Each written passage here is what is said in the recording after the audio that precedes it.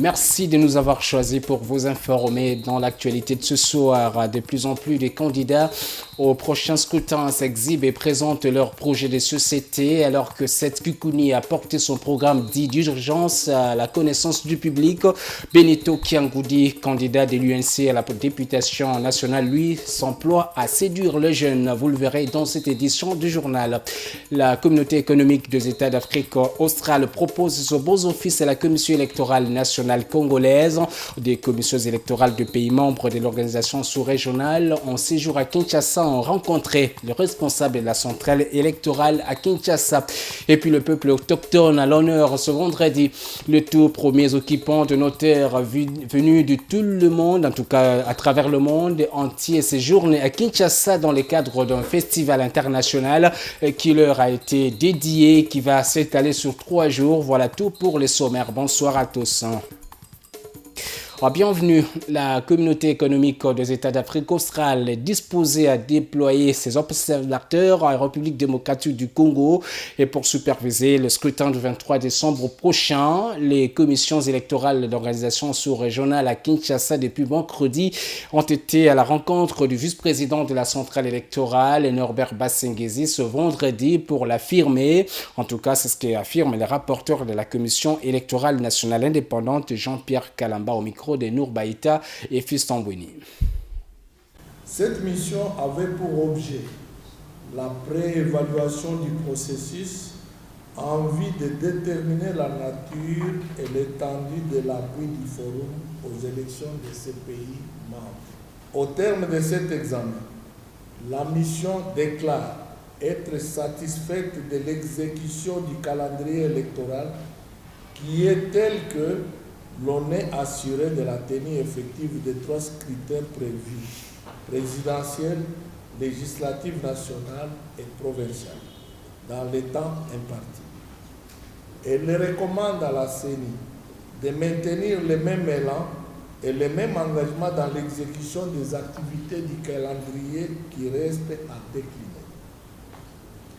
Elle, la Commission ou la délégation, félicite les institutions de la République démocratique du Congo qui ont relevé les défis du parachèvement du cadre légal électoral en adoptant et en promulguant les lois qui constituaient les contraintes assorties au calendrier électoral. En ce qui concerne le financement des élections, la mission a pris acte de la décision du gouvernement congolais d'assurer seul leur financement. Concernant l'aspect logistique du déploiement des matériels, la mission a été rassurée par les explications fournies par la CENI quant à la prise en compte des recommandations formulées par les observateurs de l'ISF SADC s'agissant de l'usage de la machine à voter. La mission, qui a expérimenté la dite machine, et a reçu les plus amples explications à son sujet, constate que cette machine vient résoudre des problèmes réels auxquels le pays était confronté du point de vue de l'organisation logistique de ces élections. Le forum enverra également sous peu des experts membres du personnel permanent qui appuieront la CENI aux côtés des autres experts de la MONUSCO et du PNID.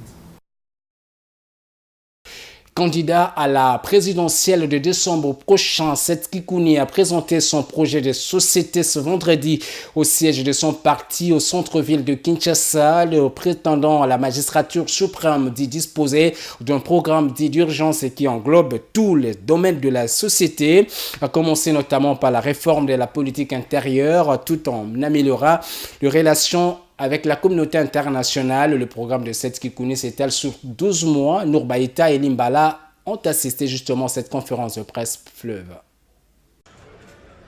12 millions de dollars de budget annuel pour la première année de son exercice si jamais il est élu.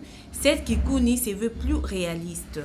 Dans l'ensemble, 137 projets dont 39 axés sur la politique intérieure, 6 pour la politique étrangère et 63 pour les secteurs socio-économiques.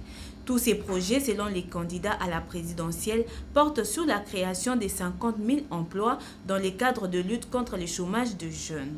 Seth Kikouni s'engage une fois au Palais de la Nation à interdire tout culte des personnalités en faveur du chef de l'État, à commencer par l'assainissement de la radio-télévision nationale congolaise en faisant un média réellement au service du peuple. Seth Kikouni se présente comme un candidat de la rupture avec les soucis de lancer des réformes institutionnelles afin d'inciter les investisseurs étrangers ainsi que les Congolais de la diaspora à se déployer en RDC. Le défi est de taille pour cet homme de 36 ans pas connu du public mais qui présente un programme d'urgence. Il compte persuader les 42 millions d'électeurs attendus pour qu'ils adhèrent à son projet de société. Partie prenante au processus électoral, l'Union pour la nation congolaise reste mobilisée pour l'emporter à tous les niveaux. Aux législatives nationales, le parti politique porté par l'opposant Vital Kamerhe aligne Benito Kiangoudi pour le compte de la circonscription électorale de la Funa, très préoccupé par le sort de jeunes. Le candidat député s'est entretenu mercredi avec un panel d'artistes de la cité verte à Mongafula sur l'autoprise en charge notamment de la jeunesse. Jennifer Kayembe pour le reportage.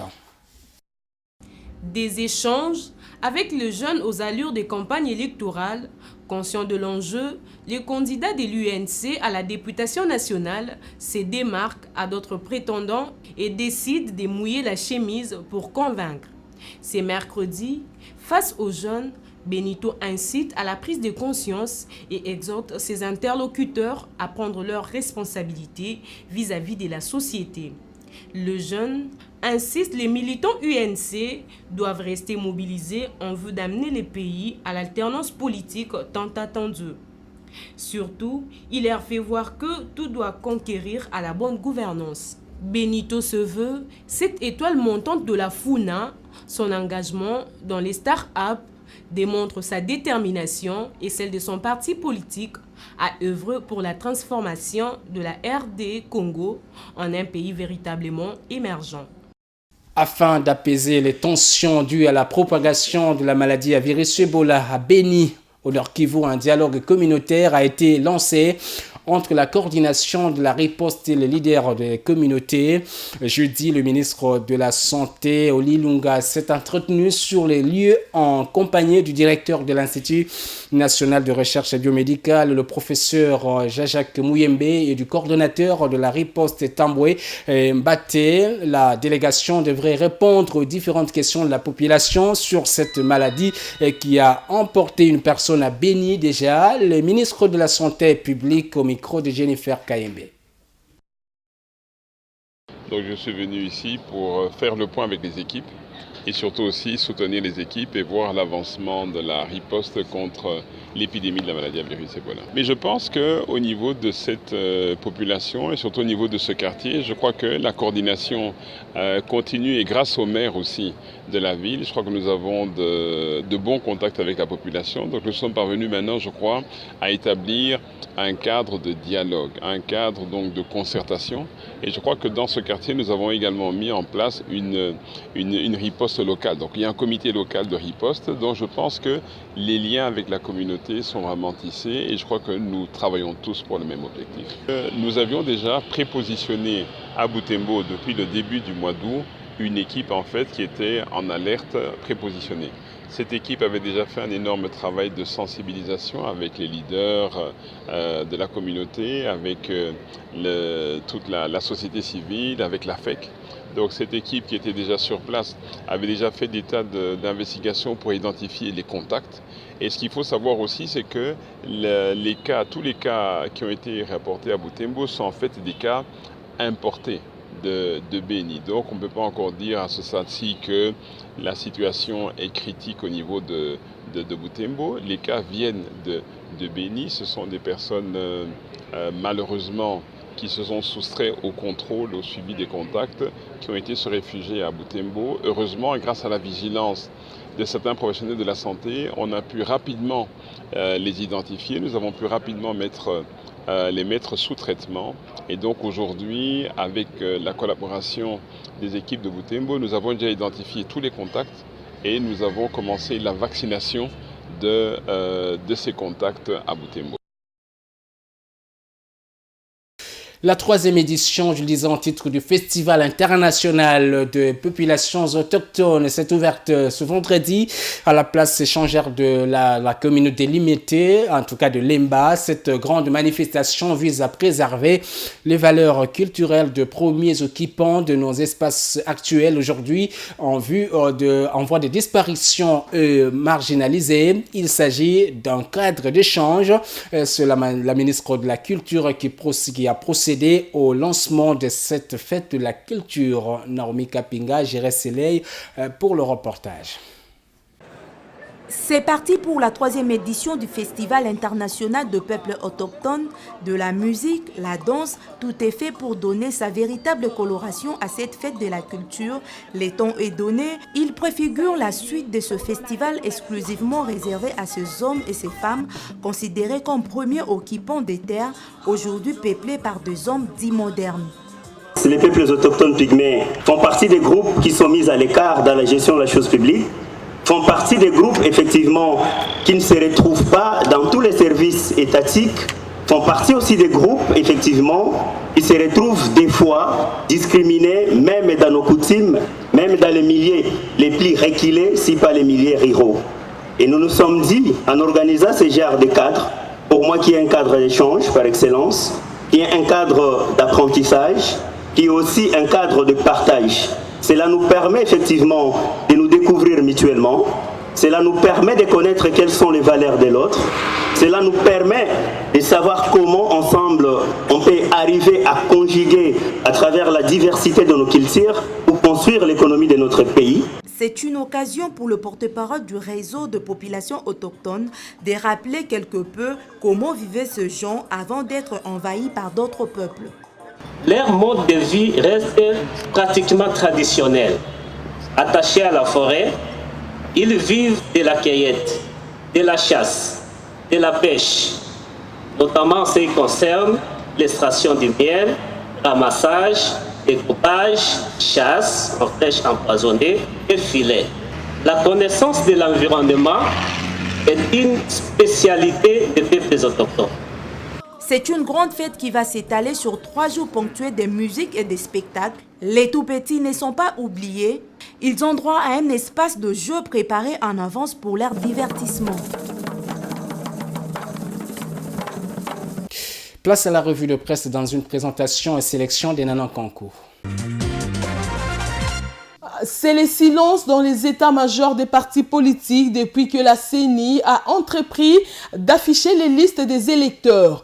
Plutôt, on mobilise, comme c'est le cas du secrétaire général de la majorité présidentielle, Oban Minakou, qui, à lire l'avenir, a réuni hier le communicateur de la plateforme pour leur dire que le chef de l'État est devenu le modèle par excellence de respect de la Constitution et que les Congolais, surtout le candidat à la présidentielle et à la députation nationale, devraient eux aussi respecter la Constitution et les institutions de la République.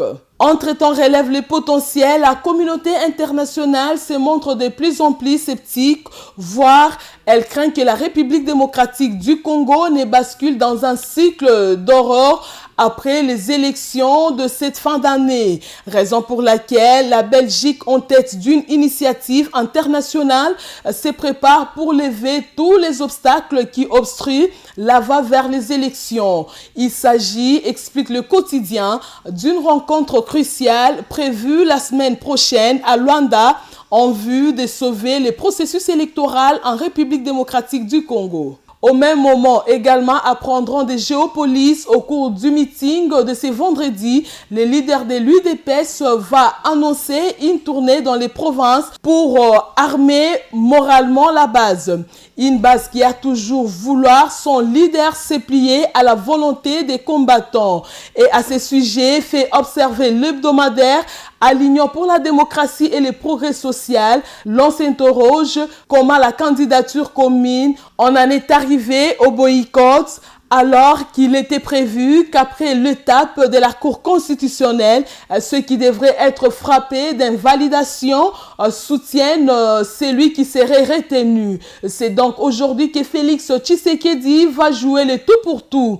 S'il se prononce pour y aller malgré tout, poursuit les confrères, il aura sauvé le processus électoral pendant que les yeux sont braqués sur Bruxelles, où une grande réunion se prépare entre différents acteurs de l'opposition qui aspirent à influer sur l'évaluation qui se fera le 19 septembre prochain à Luanda. Le phare, loin de ces dossiers, s'intéresse particulièrement aux dernières statistiques de magazines Forbes et Focus Economia qui rapportent que le Grand Congo se trouve dans une zone de turbulence en matière de développement.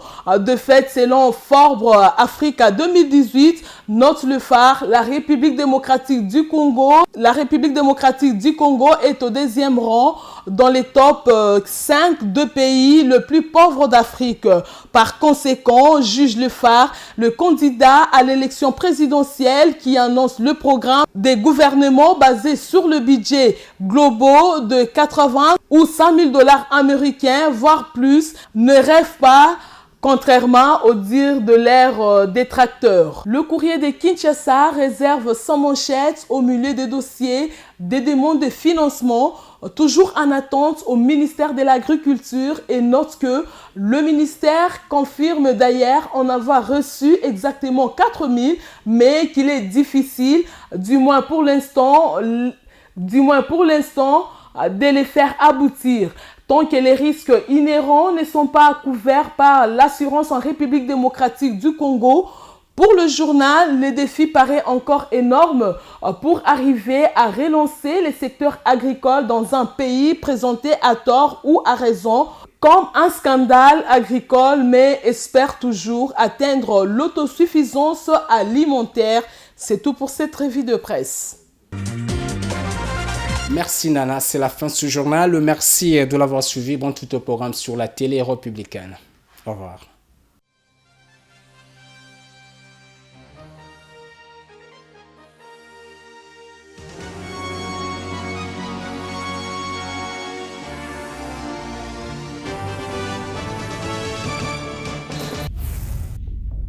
Biloko